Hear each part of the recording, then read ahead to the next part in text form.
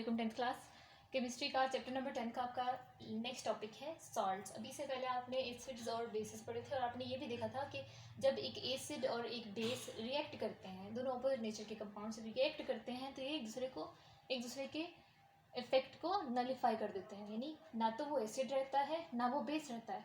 ठीक है, दोनों की जो कैरेक्टरिस्टिक्स होती हैं वो नलीफाई हो जाती हैं, न्यूट्रलाइज हो जाती हैं। ठीक है, तो सॉल्ट्स जनरेट होते हैं। तो हम सॉल्ट्स को डिफाइन ही कैसे करते हैं? The neutral compounds which are formed by neutralization reaction between an acid and a salt. ठीक है, एंड अ बेस। सॉल्ट्स क्या है? Salts are defined as the neutral compounds formed by neutralization reaction between acid and a base. For example, हर जगह पे आपने example ज़रूर coat करनी है और कोशिश करें कि वो इजी एग्जांपल, वो जनरल एग्जांपल याद किया करें जो हर जगह पे आ सकती है। जैसे ये आपने एसिड की केमिकल प्रॉपर्टीज़ में भी पढ़ी थी कि when acid react with base, तो आप यही सेम रिएक्शन बेसिस की प्रॉपर्टीज़ में भी लिख सकते हैं, when base react with acid, और फिर ये आप सॉल्ट्स में भी लिख सकते हो। ठीक है, तो क्या होता है, ये एक एसिड है, ये एक बेस है। ठीक, तो अब आपने याद ये रखना है, इससे दो कंपाउंड्स बनेंगे। मैं यहाँ पे बना लेती हूँ पहले, फिर आपको बताती हूँ। ये देखो, इसमें से दो केमिकल स्पीशीज जनरेट हुई हैं, दो प्रोडक्ट बने हैं। तो हम कैसे आइडेंटिफाई कर सकते हैं कि इनमें से सॉल्ट कौन सा होना चाहिए? ठीक है, ये एसिड है, ये बेस है, ये न्यूट्रलाइजेशन रिएक्शन है, लेकिन दो प्रोडक्ट्स बन रहे हैं या दो से ज़्यादा बन सकते हैं। तो हम कैसे आइडेंटिफाई करेंगे कि इनमें से सॉल्ट कौन सा है, न्यूट्रल प्रोडक्ट कौन सा है? ठीक है, तो आपने ये याद रखना है, एसिड में से नेगेटिव वाला पार्ट और बेस में से मेटेलिक या पॉजिटिव पार्ट। यूजुअली बेस के अंदर मेटल ही होता है, पॉजिटिव पार्ट। ठीक है, तो आपने याद रखना है, a negative ion from acid and a positive ion from base combine to form an ionic compound. That ionic compound is the salt. ठीक है, यहाँ ये भी तो पॉजिटिव नेचर का था, ये भी तो नेगेटिव था, एसिड का पार्ट था, ये बेस का पार्ट था, दोनों कंबाइन तो हुआ है। तो इसको क्यों नहीं कह रहे सॉल्ट? क्योंकि सॉल्ट की कुछ स्पेसिफिक प्रॉपर्टीज़ हैं। ठीक है, सॉल्ट को एसिडिक रेडिकल और बेसिक रेडिकल से जनरेट होना चाहिए, ना कि प्रोटॉन से और बेस का जो आयन होता है OH नेगेटिव आयन, उससे। ऐसा नहीं होना चाहिए। ठीक है, तो अब आप सॉल्ट आइडेंटिफाई कर लोगे ना कि वो क्या चीज़ है। ठीक है, एसिड के अंदर क्या होगा, एक प्रोटॉन होगा और एक साथ में कोई प्रोटॉन को न्यूट्रलाइज करने वाला, मीन्स उसका ऑपोजिट चार्ज वाला कोई भी उसके साथ आयन लगा होगा। ठीक है, बेस में भी ऐसा ही होगा। ठीक, तो बेस में से आप हिंट ये याद रखो कि बेस के अंदर जो पॉजिटिव स्पीशी होती है ना, वो हमेशा कोई ना कोई मेटल होता है, अक्सर वो मेटल होता है। ठीक है, और एसिड के अंदर अक्सर के अंदर प्रोटॉन होता है, H पॉजिटिव होता ही है सबके अंदर। ठीक है, तो H पॉजिटिव तो आप आइडेंटिफाई कर लोगे, तो H पॉजिटिव जिसके साथ अटैच है वो क्या हो गया, वो नेगेटिव होना चाहिए ना। ठीक है, तो आप एक चीज़ और याद रखो, the negative ion generated by the acid, जो नेगेटिव आयन एसिड को डिसॉल्व करने से बनता है, that negative ion is called the acid radical. ठीक है, एसिड का रेडिकल। ठीक है, जो एसिड से जनरेट हुआ, एक तो प्रोटॉन बनेगा ना, उसको भूल जाओ, एसिड का रेडिकल। और जो बेस में से पॉजिटिव आयन जनरेट होता है उसे हम कहते हैं बेसिक रेडिकल। ये हमेशा याद रखना, acidic radical is always negatively charged and basic radical is always positively charged. ठीक है, और जो इन दोनों के कंबाइन होने से, एसिड रेडिकल और बेसिक रेडिकल के कंबाइन होने से एक आयनिक सब्सटेंस जनरेट होता है, ओवरऑल वो न्यूट्रल होगा, ओवरऑल इसके ऊपर कोई चार्ज नहीं आ रहा होगा। ठीक है, ठीक, उसे हम कहेंगे सॉल्ट। अब क्लियर हुआ है आपको कि सॉल्ट क्या चीज़ है? अब कन्फ्यूजन नहीं होनी चाहिए। तो आप जो भी रिएक्शन देखोगे आप पूछ सकते हो मुझसे कि इसमें आपने जो सॉल्ट को आइडेंटिफाई किया है कि ये स्पीशीज सॉल्ट है और ये एसिड रेडिकल है, ये बेस रेडिकल है, तो आप मुझसे पूछ सकते हो, सॉल्व करके मुझे दिखा सकते हो अपनी प्रैक्टिस। ठीक है, अब हम देखते हैं सॉल्ट्स की कुछ जनरल कैरेक्टरिस्टिक्स होती हैं, कुछ जनरल प्रॉपर्टीज़ होती हैं। जैसे एक तो हमने देख लिया दे आर न्यूट्रल कंपाउंड्स, ठीक है। तो हम जनरल इनकी कैरेक्टरिस्टिक्स देखते हैं, ठीक। एक चीज़ और याद रखो, ये जो मैंने आपको एसिड रेडिकल बेसिक रेडिकल बताया है ना, तो ये आप सॉल्ट में से भी आइडेंटिफाई कर सकते हो। ये क्या है? Positive species. सेकेंड मैंने क्या हिंट दिया था? अब मेटल, मेटल का कैटाइन, ठीक है। एक तो कैटाइन ऊपर से मेटल, तो ये क्या होना चाहिए? ये बेस से आया है, तो ये बेसिक रेडिकल है, ठीक है। और ये क्या है? Cl negative. एक तो एनाइन है, ऊपर से मेटल भी नहीं है, तो ये आप अगर आपने बेसिक रेडिकल आइडेंटिफाई कर लिया है तो जाहिर सी बात है नेक्स्ट क्या होगा? एसिड रेडिकल, और वो नेगेटिवली चार्ज होता है हमेशा। ये हिंट है इसके लिए, ठीक है। अगर आपसे कोई सॉल्ट की कॉम्पोजिशन पूछ ले, यानी इनडायरेक्ट क्वेश्चन कर ले, तो आप क्या आंसर करोगे कि a salt is composed of a basic radical and an acidic radical. फिर उसके बाद बता दोगे कि सॉल्ट असल में न्यूट्रल कंपाउंड होता है जो कि एसिड और बेसिक रेडिकल के कंबाइन होने से बनता है, ठीक है। तो उसी क्वेश्चन की सेंस में ही आपने आंसर का जवाब, सॉरी कौन सी क्वेश्चन की सेंस में आपने आंसर के लिए थोड़ी सी लैंग्वेज चेंज कर देनी है, ठीक है। ताकि ये ना लगे कि आप वो जो डेफिनेशन का रट्टा लगा के आए हो ना, वही लिख रहे हो यहाँ पे। आपने क्वेश्चन की लैंग्वेज यूज़ करनी है आंसर देने के लिए, ठीक।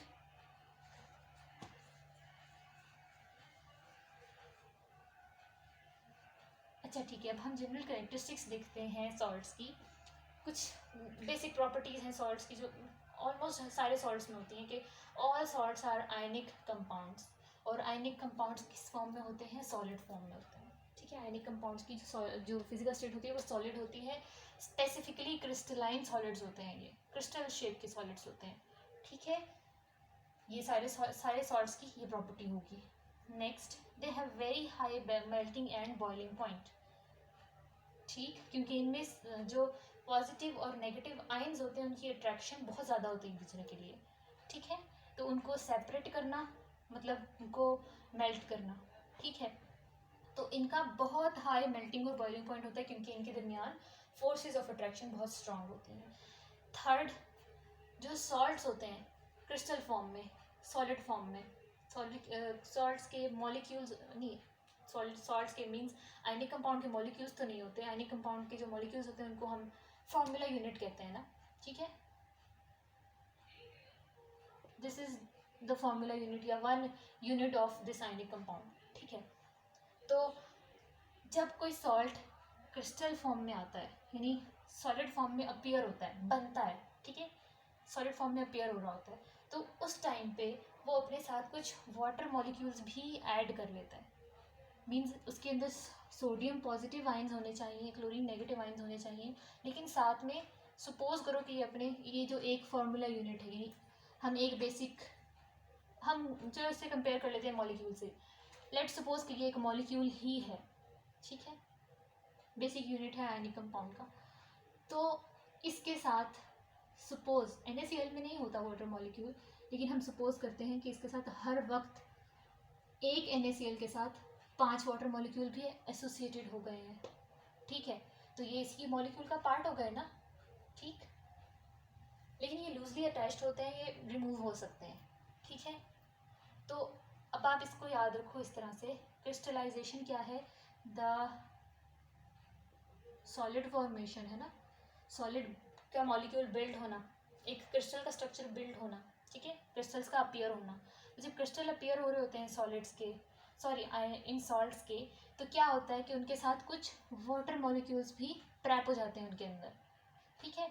तो उसकी हम रेशो फाइंड कर लें तो फी यूनिट कितने वाटर मॉलिक्यूल्स आ रहे थे वो फिक्स होता है। जैसे NaCl के लिए सपोज करें कि 5 वाटर मॉलिक्यूल है, तो हमेशा NaCl में 5 वाटर मॉलिक्यूल एसोसिएटेड रहेंगे, ठीक है। एक NaCl के साथ 5 मॉलिक्यूल्स, नेक्स्ट NaCl के साथ 5 मॉलिक्यूल्स, वाटर मॉलिक्यूल्स। तो इसको हम कहते हैं वाटर ऑफ क्रिस्टलाइजेशन। तो सॉल्ट्स में अक्सर वाटर ऑफ क्रिस्टलाइजेशन पाया जाता है। फॉर एग्जांपल कॉपर सल्फेट एक सॉल्ट है, ठीक है, जिसमें ये कॉपर मेटालिक पार्ट है और ये सल्फेट एसिड रेडिकल है, ठीक है। तो ये दो तरह की स्टेट्स में होता है, या तो इसमें 2 वाटर मॉलिक्यूल हमेशा एसोसिएटेड होंगे, तो हम कहेंगे ये वाटर ऑफ क्रिस्टलाइजेशन है, ठीक है। या फिर मैं यहाँ लिख देती हूँ, कभी कभार ये सॉल्ट इस फॉर्म में बिहेव करता है, इसमें 5 वाटर मॉलिक्यूल्स एसोसिएटेड हों एक यूनिट के साथ, एक कॉपर एक सल्फेट के साथ 5 वाटर मॉलिक्यूल, ठीक है। तो फिर मैं इसे कहूँगी copper sulphate pentahydrate 5 water molecule, copper sulphate dihydrate 2 water molecule, ठीक है। तो वो वाटर मॉलिक्यूल कौन से हैं? जो क्रिस्टल के साथ ट्रैप हो जाते हैं, क्रिस्टल का पार्ट बन जाते हैं, सॉलिड का पार्ट बन जाते हैं, उसको हम कहते हैं वाटर ऑफ क्रिस्टलाइजेशन। तो सॉल्ट्स में ये चीज़ बहुत कॉमन है कि उनके साथ वाटर ऑफ क्रिस्टलाइजेशन एसोसिएटेड होता है, ठीक है। एक ये प्रॉपर्टी हमने देख ली। उसके बाद सॉल्ट के अंदर ज़रूरी नहीं है कि equal number of cation equal number of anion हो, क्योंकि anions cations di anion di cation और यूँ भी हो सकता है, ठीक है। मीन्स ये तो मोनोकेटाइन था, ये मोनो एनाइन था, एक दूसरे को न्यूट्रल कर रहे थे, तो इसमें 50% सोडियम होगा 50% क्लोरीन होगा, ये न्यूट्रल हो गए, ठीक है। सॉल्ट हमेशा ओवरऑल न्यूट्रल होता है, चाहे उसमें कैटाइन और एनाइन का नंबर इक्वल ना हो, लेकिन ओवरऑल चार्जेस एक दूसरे को कैंसिल कर ही देते हैं, ठीक है। फॉर एग्जाम्पल हम लेते हैं सोडियम सल्फेट लेते हैं, सोडियम मोनोकेटाइन, ठीक है, यानी एक सोडियम के ऊपर एक पॉजिटिव चार्ज होता है। तो क्या ये एक डाई एनाइन को न्यूट्रल कर सकता है? अकेला सोडियम तो नहीं कर सकता, मगर 2 सोडियम तो कर सकते हैं न्यूट्रल एक डाई एनाइन को, ठीक है। तो अब समझ आया कि यहाँ कैटाइन की कितनी अमाउंट होगी? डबल अमाउंट होगी कैटाइन की, और एनाइन कितना होगा? 1 टाइम्स, ठीक है।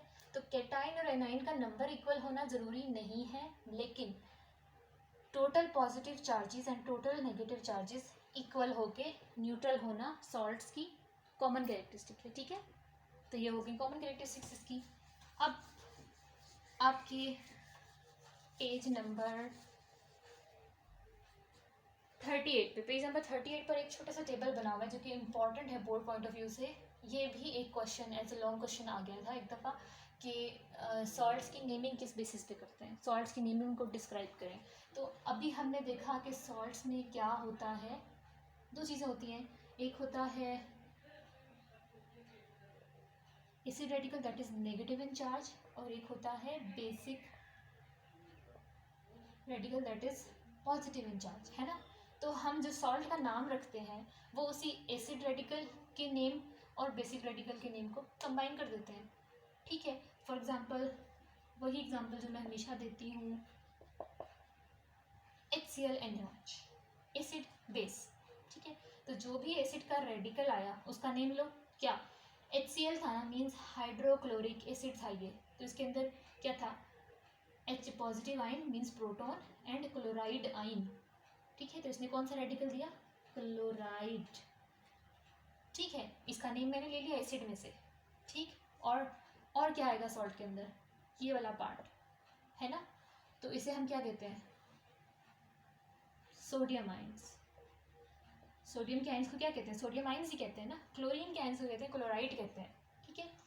तो बेस में से आएगा इसका फर्स्ट नेम, क्योंकि हम लिखते हैं पहले हम पॉजिटिव चार्ज लिखते हैं फिर नेगेटिव चार्ज लिखते हैं, है ना, ऐसे होता है। NaCl कभी भी ऐसे नहीं होगा, ClNa ऐसे कभी भी नहीं लिखना, क्योंकि रूल ये होता है, ठीक है। तो इस सॉल्ट का नाम क्या होगा, सपोज ये इन 2 एसिड बेस की वजह से एक सॉल्ट बना है, तो इस सॉल्ट का नेम क्या होगा, इस सॉल्ट का नेम इन ही दोनों स्पीशीज से बनेगा। इसके अंदर एसिड में से क्या पार्ट आया है, प्रोटॉन आया है या रेडिकल आया है, रेडिकल आया है, तो रेडिकल का नाम ले लो, ठीक है। बेस में से क्या आया है, OH नेगेटिव आया है या रेडिकल आया है, रेडिकल आया है सॉल्ट के अंदर, तो सॉल्ट इसका नाम ले लो। तो फिर इसको तरतीब दो, पहले किसका नाम लिखना है, बेस वाले पार्ट का, पॉजिटिव वाले का, क्या नाम था, सोडियम, ठीक है, लिख दो। साथ में क्या आ गया, अब एसिड रेडिकल, और उसका क्या नाम था, पहले एसिड के अंदर जो रेडिकल था उसका क्या नाम था, क्लोराइड, सोडियम क्लोराइड, सॉल्ट का नाम हो गया सोडियम क्लोराइड। अब हम एक और देख लेते हैं,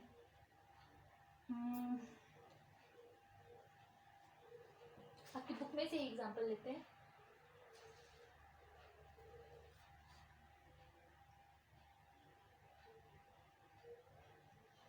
जैसे ZnCl2, उसका क्या मतलब है? Zn क्या है? एक मेटल है और फर्स्ट पे लिखा है, इट मीन्स ये पॉजिटिव होना चाहिए। कहाँ से आया? बेस से, किसी बेस से आया है, ठीक है। क्लोरीन क्या है?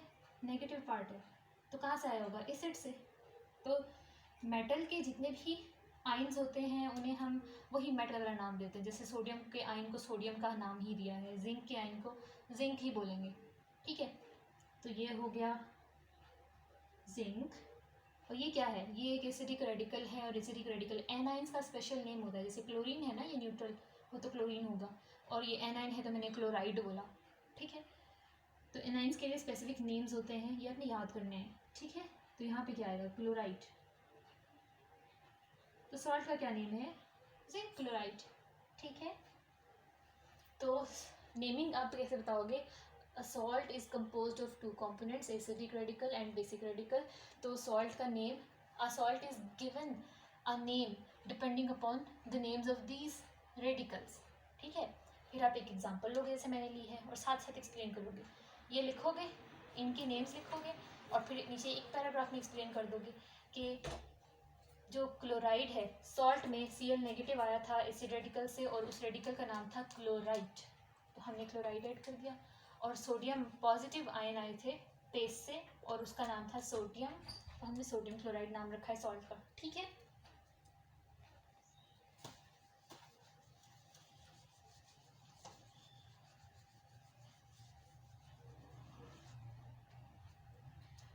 अब हम देखते हैं प्रिपरेशन मेथड्स, सॉल्ट्स के प्रिपरेशन मेथड्स, सॉल्ट्स कैसे कैसे प्रिपेयर किए जा सकते हैं, ठीक है। अगर हमें large amount of salt required है, कोई भी सॉल्ट किसी भी पर्पज़ के लिए हमें वो सॉल्ट रिक्वायर्ड है, तो हम उसे डिफरेंट केमिकल्स से, मीन्स एसिड बेस से, मेटल से, किसी और चीज़ से, किसी भी तरीके से उसे प्रिपेयर कर सकते हैं, ठीक है, खुद प्रिपेयर कर सकते हैं।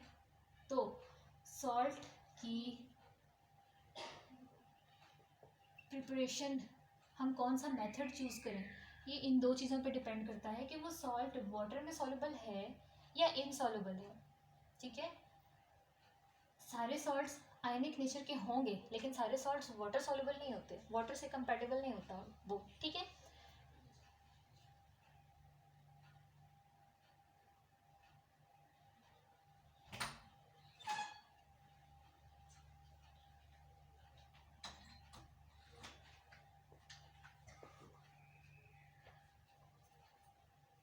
ठीक, तो हमने तो दो कैटेगरीज बना ली कि सॉल्ट्स अगर हमने प्रिपेयर करने हैं तो हम टू डिफरेंट वेज में कर सकते हैं। पहले हम देखेंगे जो भी सॉल्ट हम प्रिपेयर करना चाहते हैं वो किस नेचर का है, वो वाटर में सॉल्युबल है, यानी वो वाटर में कम्प्लीटली डिजॉल्व होता है, या ज़्यादा अमाउंट में डिजॉल्व हो जाता है या नहीं होता, या फिर वो इनसॉल्युबल है, या वो 2%, 3%, 4% डिजॉल्व हो रहा है वाटर में, तो वो तो सॉल्युबल ना हुआ ना, उसका तो कोई फ़ायदा ना हुआ, ठीक है।